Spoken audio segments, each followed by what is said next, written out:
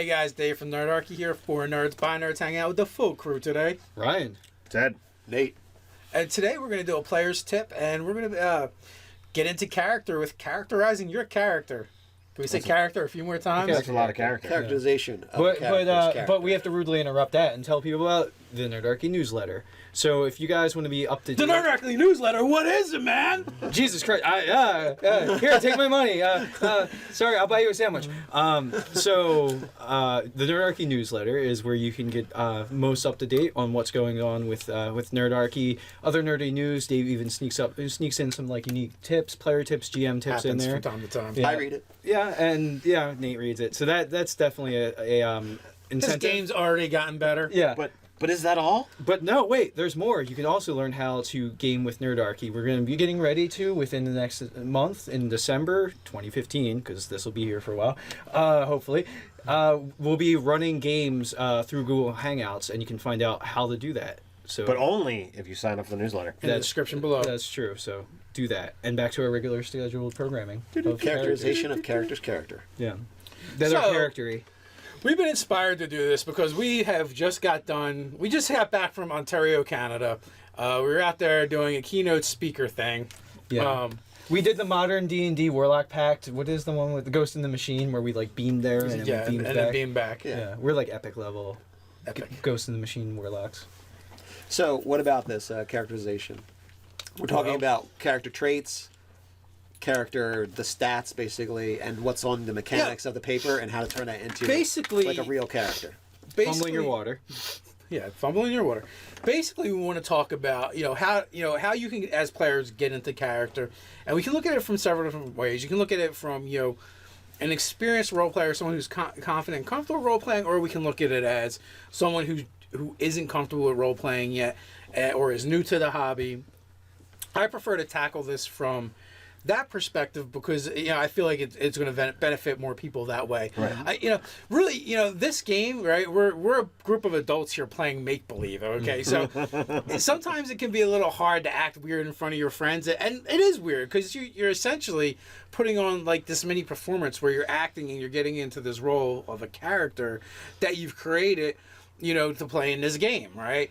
Yeah. So, and if you're not like a theater geek or whatever, like it's significantly harder. If you're like the crossover nerd jock, like it's quite a different experience. Yeah, I mean maybe you can practice with your honey a little bit beforehand, but hey, well, or maybe you don't want to do that in your game table, right? But so this can be a really tough obstacle, but you don't have to do it all at once. Like you can ease into it. You can come up. Like I've done several tips on the newsletter about this, and. Ryan has an article in the queue waiting to go on a way to use a particular feat that's going to help identify a character using that and make them a little more unique, and the role playing can actually spring from that. We've all done it where we focus on different attributes from the character, or whether it's their class or their race, or when you're playing with type or against type. There's all these different things you can kind of chuck in there and use to grasp on.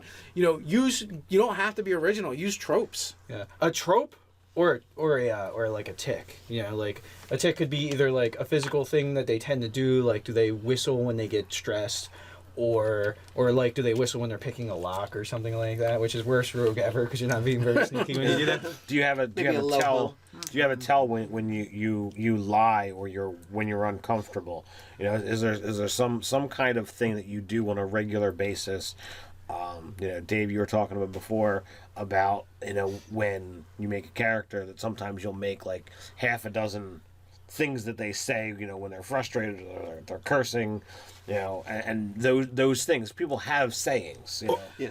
Or another thing too, like Maximus Decimus Aurelius. So like from Gladiator, he had this cool thing of like just before the fight, he'd grab a little bit of earth, put it in his hands, and like it only happened 3 times in the movie, but you kind of got the sense of like every time he had a fight, he was kind of doing that, gritting up his hands. Yeah. Now I was saying that with what you were saying about that tick, or that kind of like whenever they lie, they have a tell.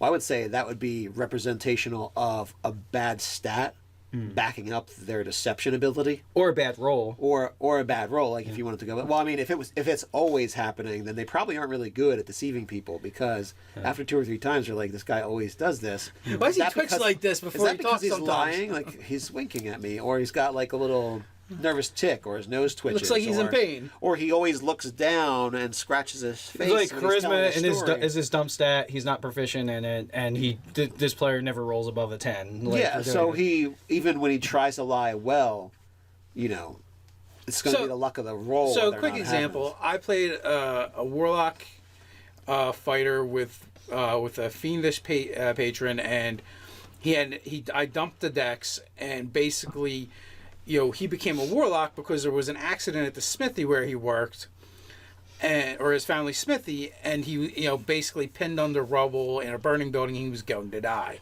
so he takes a pact in order to get out of this situation, but the pack didn't fix his mangled leg, so now he walks with a limp, and doesn't move so well. That's an example of just taking a stat and incorporating into your character his backstory, and his presence.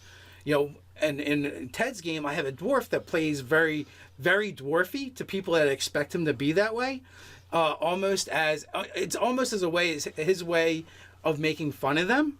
But people that are more open and accepting, he just treats them like a regular person, and he acts more like himself. It's just a random characterization I came up for that character that I put in there. Some people probably notice, and some people don't notice at all. But you can do things like that to help you get into character. And also too, so I did in one of Scott Garvey's short games. Both Ted and myself were playing paladin multi-class characters. So I was playing a half elf of this, basically of our deity Marathiel, the matron of manacles. So it's like she's kind of a lawful neutral elven deity.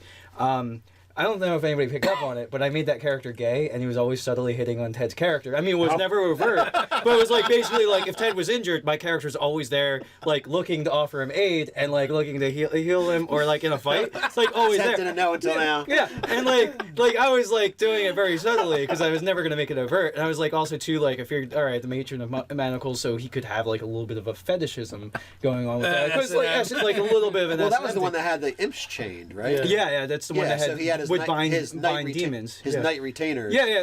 My character asked if you want if you wanted me to escort you back to your quarters and things like. So it was a bunch of little subtle things. I didn't ever want to play a stereotype of a gay character, right. But I just slipped that. He wasn't little picking note, up what you were playing. that little note in there. Yeah. Never saw it at all. Yeah. And I was also too there's a little bit of that cliche of the Siegfried and Roy thing, two gay guys that like tigers type thing. They're well, you're a paladin and I'm a paladin, so Oh yeah, so you had a lot of similarities. Yeah, maybe we have more in common. Yeah, so Wow. We both smite evil. yeah, smiting evil. Smiting evil to get Bro, we smite evil, bro. Yeah. Would you like to cross swords? Yeah, so I didn't pick up on that really either. I just thought you were being really nice to him. Yeah. I mean, but isn't that what you do with people you're trying to court? Oh, absolutely, yeah. You're show- extra nice to that show 'em person. your best side. Yeah. So. With both of it's hard to think now. Looking at stats can be viewed at from multiple perspectives. We take Dave's warlock with the messed up leg. Well, he says he put the dump stat there, so that means he's got an 8 dex. Well, an 8 dex could be you've got an injury. It could be that you're clumsy. It could be that you're prone to accidents. You're not clumsy. It's just You're unlucky. You're unlucky. You're actually nervous about making mistakes, so you make them more. Yeah. So you can take a stat and have it go in many different directions, so that, as Ryan had said in a previous video, that someone who's got the same stat array, you can be 2 very different characters, because If you explain every single stat, Right. everybody's explanations are going to be divergent at some Right. point. I almost feel too. I'm sorry to cut you off, Dave. 1 second though. For instance, say you're playing a warlock dragonborn, right? And you have an 18 strength. What if you portrayed him as being built more like Ryan, but but his strength. You're saying an 11-18 strength? Maybe, but say perhaps. Part of his patron pack deal was he's supernaturally strong. Well, who says that the 18 in his physical stat actually has to come from His own physicality. Yeah, like you could do interesting things like that. It's similar to a sorcerer having a fantastic charisma, but they just kind of look normal, but they have that otherworldly presence. Like there's just something going on. Maybe it's lightning in their eyes or something amazing is going on. Makes you pay around attention to them when they like walk your in. hair sticks up on your arms whenever they walk in the room because they're Stormborn or something. And Well, they're just- that's a good example. I'm sure we've all met people who are comparatively good looking Well, as even like anybody else. movie stars. But Oh, there's okay, you're something- saying average. Yeah, but there's something about them that draws people to them more so than someone else, and it has nothing to do with their looks. And that's just raw charisma. Yeah. Actually, when I explained Falcor's high charisma in your game, like he was kind of like what was I gonna say? Sexy Dragonborn model. He's a scholar, but also a diplomat. Yeah. Like that was kind of his thing. When he came into contact with that magic, I like I said, it amplified his charisma, but really I just placed that stat there. Yeah, So- you can take, especially anything that's linked to magic that you get at character creation, that something has happened, from a deity, from your bloodline, from, an external source, that something has happened, and, now this is done differently. Well, yeah, I mean, a great example is those attributes you get bumped as you gain levels in D&D, and you happen to be a holy character. Like, you could absolutely say they're divine blessings, and it's not because you actually got any stronger. Right. Yeah. You go to do stuff that requires physical strength, and like the clouds part, the beam of sunshine, plays upon you, and the ground around you. The angels sing in the background. It doesn't have to be physicality. I want a ringtone of that. I'm being on We'll just Exactly. take the MP3 and then everyone can. Yeah, have just that. just loop it. You don't want Fa slay you. Oh, that one's pretty good too. Yeah. Maybe that could be the start or the end of that one. Man, that's So, been a long time. with Dave and Ryan, you both brought up good points about characterizations of your PCs. Your characters that weren't necessarily obvious to everybody. So, the way your dwarf acts with people, I just thought he was being a dwarf. Well, that's my elven prejudice against pretty much every single dwarf ever. I actually like him more than a lot of dwarves, so I give him a pass on stuff. But with Ryan's character, you're just being nice to Ted. Well, I just thought it was like paladin camaraderie. Well, over a campaign. Oh, it was. Very camaraderie. It If there was was. more time, I would have pushed it further and further. Yeah. In a one Can I shot, ride on your lion? you felt like you did everything that you were going to do for that period of time without making it obnoxious. At a certain point, like it would have been like Ted's character would have had to rebuke my character, like turn him down, like as anybody in a courtship gets rebuked at a certain point. I think I know Or go with it. I just don't feel about or you. you could just go with it. Yeah, it's like I just don't feel about you in that way. So, in both those instances, those might not be picked up, but they're things that you're doing anyway. So a lot of times in a one shot, it's kind of, or when you have a smaller amount of time to work with, having more overt things to go on. Characterizations. Yeah, like your chain thing. I figured you were into some kind of thing because you've got imps chained, you've got chains everywhere. You're like a particular, you're a paladin of a particular deity. Yeah. Of manacles. So I got that part right away, but the other part was just not overt enough, and I don't think it should have been. I Yeah. think you played it well for that amount. But had we gone on for 7 sessions more, and seen more interaction, that could have been more of like people thinking like, oh, what's going on? Yeah, like I would.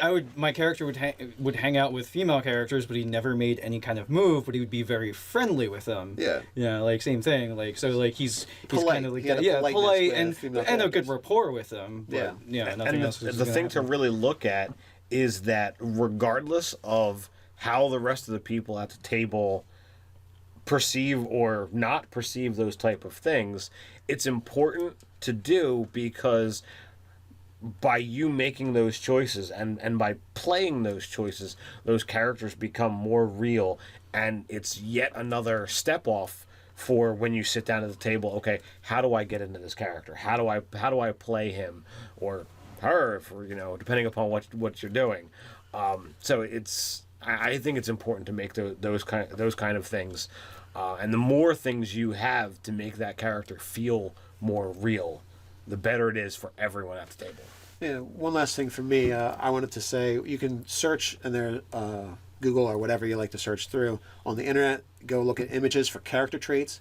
There are just pages and pages of just lists of character traits. Some of them are alphabetical order, so it's a lot to go through, but some of them are categorized. And just check out and say, well, this guy's got he's strong and he's dexterous. Well, is he adventurous? Is he kind of introvert because he's worried about hurting people with his strength? Or is he very confident? Is he like big fish in a small pond kind of feel to him? Is he arrogant about his strength? Has he solved everything through his strength? That's the kind of thing you want to kind of think about for how your character developed as their stats developed. Could be natural and never tested. Yeah, it could just be insanely strong, and it's just simply the blacksmith's apprentice is what he used his strength for. Or maybe he hoofed it with a whole bunch of sacks of grain all the time for his grandma or something. But he's insanely strong, but he's never done anything with it. Maybe he likes to talk to squirrels and stuff, and that, he doesn't need to test his strength against squirrels, but he's just like a big bear of a guy. Well, also, too, you can set your character up for character arcs. Like, the thing that, maybe he solves every problem with strength. So, like, that, like, as the player, at some point, your character is going to have that realization that, like, this didn't work out so well when, like, I tried to go toe-to-toe with a minotaur or something like that. Something that, when you start to realize there's things beyond you, that your character gets to, like, grow, and you get to kind of play with that, like his realization of things, of like, or trying to charge through a wall multiple times, you might realize it might be a bad idea. Yeah, he gains some perspective on the things. That growing and changing of your own perspective is good for character development as well. So going from one type of stance for your character to another. In Ted's game, I've got a good example of that with my character's Elven Merchant. He's from a noble family. He's like 7th in line for being the head of the household when his father passes. He's an elf, so he's probably not going to happen anytime soon. And he wants to prove himself. So he's really into merchanting. He thinks everything can be at least tried to negotiate. And very recently, even though he's a lawful good character, he tried to negotiate for some pixies and other magical little fae folk to help him take care of some gnolls. And they just were like, our home's been destroyed and pixies have been killed by this terrible monster. And it was an ogre mage. And I'm just like, hey, what do you think about helping us out? And we'll help you out.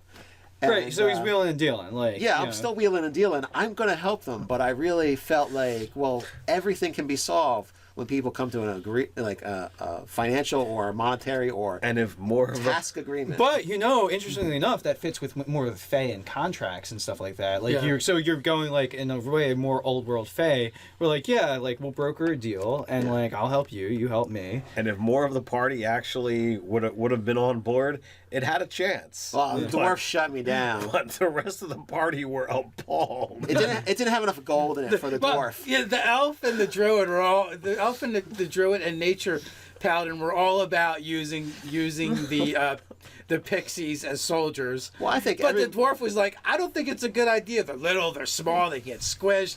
I don't think it's going to be good for these guys at all. We should probably keep them safe.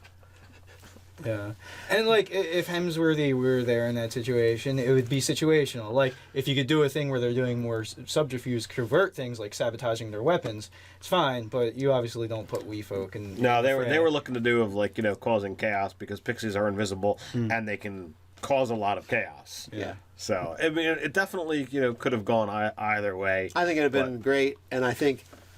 My merchant mostly deals with money, but more like the Fae kind of contract. We'll do something for you, you're going to do something for us, and then everything will be happy and fine. But that's a perfect example of different characters having characterizations, or different players having characterizations of their characters that aren't necessarily in agreement. And then it gets to come out at the table in role-playing scenarios. And the funny thing is, while my character's irritated at Dave's dwarf, a little slightly more irritated than normal from being a dwarf, but I have a higher level of respect for him as a dealer, a kind of like wheeler dealer, even though I've never considered him that kind of person. I'm like, Like kind of more of like a he was able to shoot my deal down. like an adversarial kind of like competition almost. So now I'm going to see about trying to make some more deals with him out knowing. That's because dwarves are naturally shrewd. Yeah. Yes. Thrifty. So, but These are goals. he's actually like higher up on the radar for all the people now as a person in my respects. I actually gained respect for him even while I was really aggravated with him as a character. So. Yeah, and that's just another example of sort of character growth. Like your character from level 1 to level 20 shouldn't be the exact It should same change. character. Yeah, It shouldn't be like Drizzt Do'Urden where it's the same character all the way through. Yeah. 17 books. But Yeah. there should be growth and change. Yeah. Oh, one of the major things about that character is he's a nature cleric not by choice, and he's moving more towards being a actual nature cleric and devout nature cleric rather than some kind of mercantile background that he was And eventually he before. gets rid of all of his worldly possessions. Yeah, That's all I I doubt that's gonna happen. How can I ever trade anything if I don't own I mean, the anything? dynamic, the dualism of that sort of like commerce and Yeah. like preserving natural habitat. Well, he's creating a big grove where he lives, so perhaps someday he'll consider that worldly goods are no longer As valuable. as valuable because he has Or everything provided for him. he does like nature excursion packages where like people can rough it in the wilderness. That's actually the purpose of his thing. yeah, yeah. Well, I already have a lodge available for nobles who want to glam. To rough it, yeah. To Glam camp. Oh, Yeah, jeez. yeah. So there you go. Yeah. All right. Well, I think we've wandered off the trail on this one. No way, we totally stayed on the trail. So let us know what you guys think in the comments below. While you're at it, like, share, even subscribe. You can check out all of our articles over at nerdarchy.com. You can check out Nerdarchy, the forum. And you can also peruse Nerdarchy, the Instagram, or just Nerdarchy on Instagram, actually. So until next time, Stay nerdy. nerdy.